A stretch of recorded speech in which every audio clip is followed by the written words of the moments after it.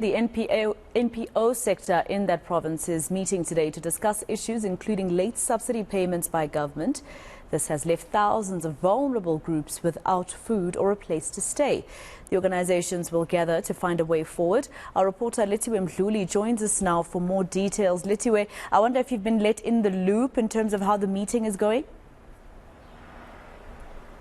Well, Maseko, the meeting has just ended, but we were a part of it, and we got to speak to a lot of NPOs who have unfortunately not been paid their subsidies for the month of August. And we're now in October, so they're still struggling to get payments from government for October and also September, and including August as well. So you can just imagine the amount of pressure that these NPOs are under. And as you correctly stated, a lot of these NPOs, they have clients, including children, the vulnerable groups, and also those people that cannot take care of themselves, that do not know where to go, they don't have a home. So they rely on these NPOs for a place of safety. And unfortunately, the NPOs are now saying that the sector is under, basically they don't have anything, and they are under strain because they haven't been paid. And if they don't have money, they can't keep their doors open. Unfortunately, this issue has been ongoing for years, and unfortunately, the KZN Department of Social Development has failed to address it.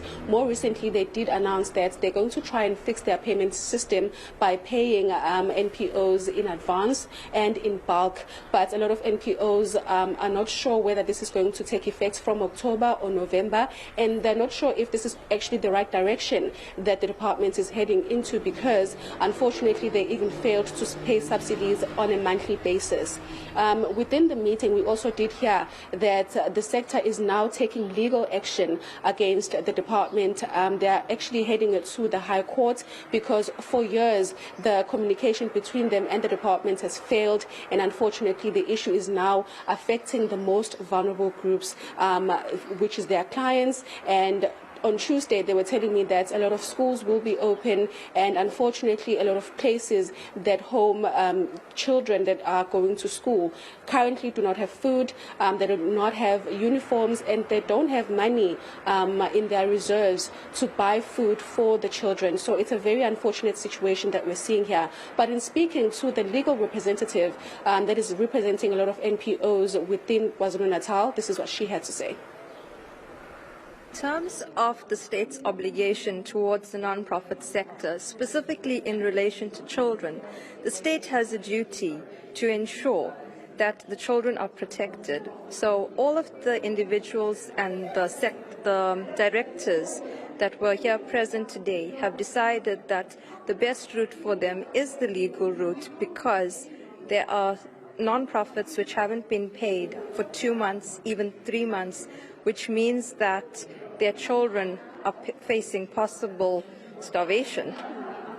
And a number of institutions have advised me previously that as a result of them not being paid on time, they have now incurred further expenses with their stakeholders and those service providers.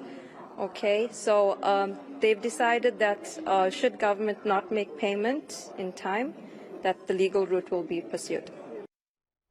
And Lethiwe, what's government saying about this? I mean, this is part of their responsibility.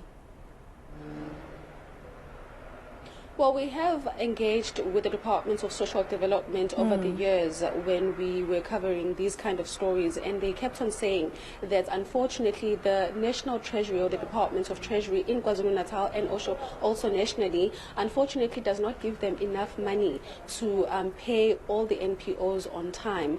But they have come up with a plan where they are going to be paying NPOs from now on for 3 months in advance, and they are hoping that this system is going to work.